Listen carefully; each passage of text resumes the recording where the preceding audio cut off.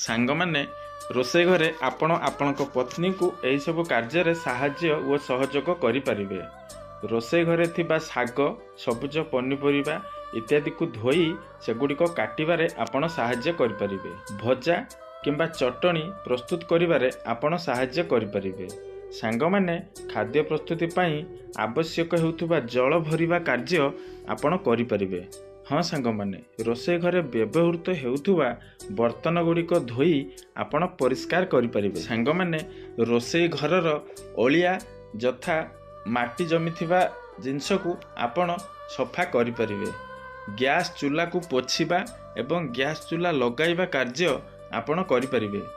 ରୋଷେଇ ଘରର ସାମଗ୍ରୀ ବଜାରରୁ ଆଣି ଘରେ ଆପଣ ପହଞ୍ଚେଇ ପାରିବେ। ସାଙ୍ଗମାନେ, ରୋଷେଇ ଘରରେ ଥିବା ବିଭିନ୍ନ ବାସନକୁସନ, ପ୍ଲେଟ ଇତ୍ୟାଦିକୁ ଆପଣ ସଜାଇ ରଖିପାରିବେ। ହଁ ସାଙ୍ଗମାନେ, ରୋଷେଇ ଘରରେ ଆବଶ୍ୟକ ହେଉଥିବା ବିଭିନ୍ନ ପ୍ରକାର ମସଲା ଯଥା ଲୁଣ ଇତ୍ୟାଦି କ'ଣ ଅଛି ନ ଅଛି ତାହା ପଚାରି ଆପଣ ଆଣିବାରେ ସାହାଯ୍ୟ କରିପାରିବେ।